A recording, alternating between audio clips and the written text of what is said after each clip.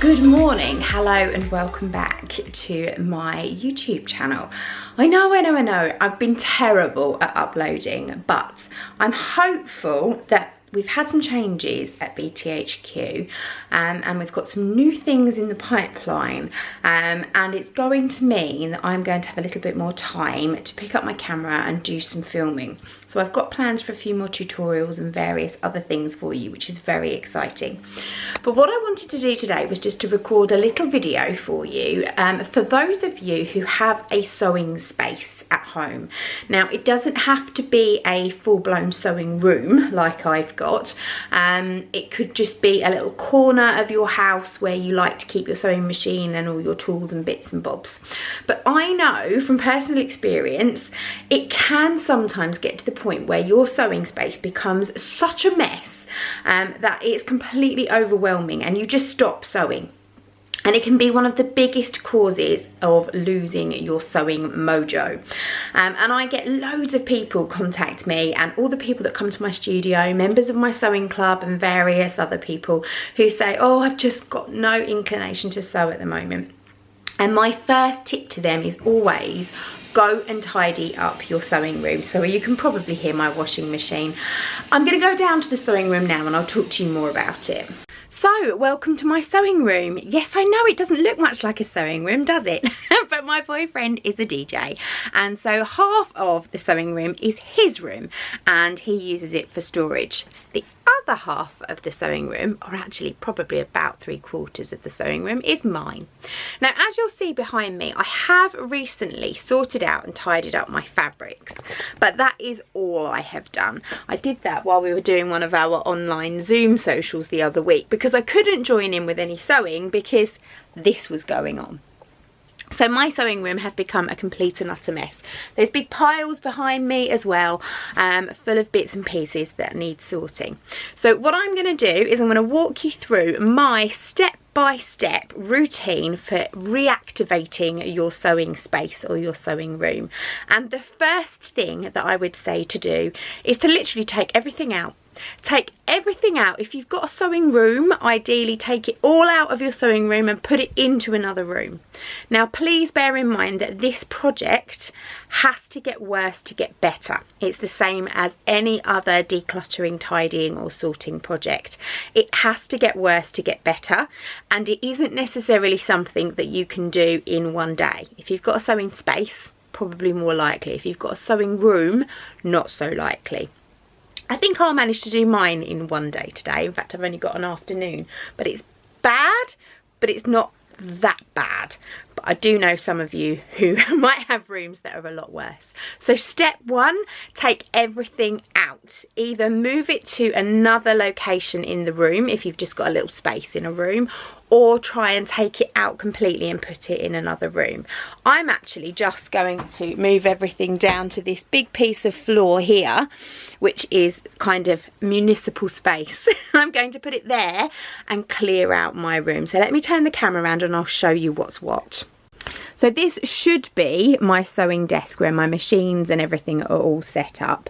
This should be my cutting table, which is on wheels, so that I can get all my cutting out done. My fabrics are usually stored up here, and this is a new shelf that I've brought in from BTHQ. I used to have a bench here where I used to store my overlocker and my sewing machines and things, so that the desk remained free so Ricky could work from home. But we've now made him a space in the house, which means I can literally take over this whole area. So the plan is to have my machines out and ready on the table, and I'm going to make this wall a really nice backdrop so that I can do some filming from home. Now, this is a shared space, so I do find along the top here you'll see I've got lots of board games of my children's and various other bits and pieces, spare stash of wine, all sorts of things. And I do have my Cricut Maker out, which I'm not using at the moment and I really should use. And then a lot of my daughter's craft supplies as well. So I want to have a sort out. I'm going to take everything out off these shelves and off this desk, and I'm going to put it all over here so that I can have a completely empty space. That is step one. Okay, so once your space is clear, the next step is to clean. Get the hoover out, get the duster out, clean and polish everything, because it's amazing how much dust accumulates, especially in a sewing room. Now what you will notice is that I've moved some of the things that were on this shelf over here to this shelf here, and I've already started to make that neat and tidy. There was absolutely no point in chucking it all in a corner when I knew exactly where it was going to live, and it was just a simple matter of transferring. So bear that in mind if it is just something that you need to transfer. But I have taken all the machines off here, I've taken everything off the window sills so that I can have a really good clean. I can get the hoover out, and I can also hoover out and clean out all these cubbies that have been used in the past and get all of the rubbish out of them. If there's things in cubbies that you know are going to stay there, like this is all my daughter's craft stuff, I know it looks horrendous, it's not very well organised, but it is, trust me, then you can just leave it be. So that is your next step, clean. Oh, and do you remember what I said about it has to get worse to get better? Yeah, that. Once you've hoovered and cleaned, the next thing to do is take a look at your projects. If you're like me, you've got lots of projects cut out and prepared and ready to go, or you might have fabrics and patterns that you are going to make, like a dress that is destined to become something. So you might pick a particular fabric and know that it's going to go with a particular pattern, in which case what I would suggest is using some of these zip up wallets. I absolutely love them to put your fabric and your pattern in together. You can also work, if you work on small projects like our sewing club projects for instance, it's handy to cut them out and put them in a pouch with the pattern and any haberdashery that you might need, so that you've got them ready, like I have here in these baskets, to sew on a rainy day. So sort through your projects, that is your next step. So once you've cleaned and tidied, sorted through your projects and got them organised, then is the time to put everything else back in where it belongs.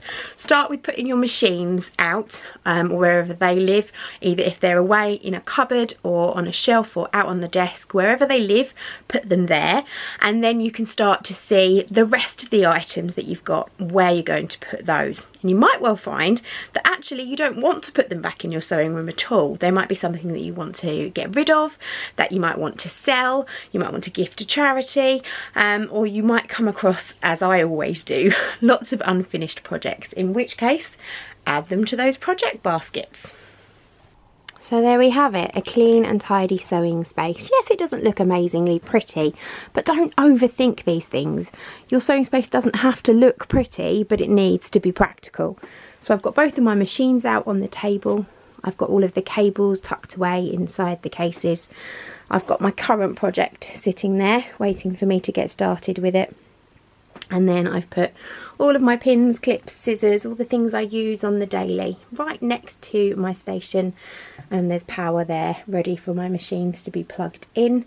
Plenty of light is obviously really important when you're doing sewing as well. It's lovely and bright in here today, but at night time it gets very dark, so I do have a really good table lamp. And I've also got one of these mobile phone arms that I use for doing Instagram lives and things like that, but that gives a really good light too. So I've cleared up those shelves at the top there so that they look a bit neater. I have left the board games right on the top, but realistically when I'm filming, my camera is going to be about here at the absolute max, so it'll look like that's where the ceiling is. These shelves are full of various bits of stationery and bits and bobs that we use on a day-to-day basis. And then I've got some of my vinyl here from my Cricut. I've then got a nice little ironing cubby where I keep my iron and my little mini press and pressing cloths, things like that, a bit of ironing water, tumble dryer sheets, etc. They all live in there, and then my Cricut has got a nice space on the top shelf there. And then I've actually got some empty cubbies, as you can see. I am going to sort out my daughter's crafty things because I don't want them looking like that, because it is a little bit messy. I think I'm probably just going to get a couple more IKEA Kallax boxes and shove them away. But yeah, it looks much nicer down here. All of the things that we don't use much, like the garden cushions and things like that, all live up high. So when I'm doing my lovely videos in here, you're never going to see any of that. You're just going to see this level here, which looks all nice and lovely. organised chaos. So I hope you enjoyed that little video.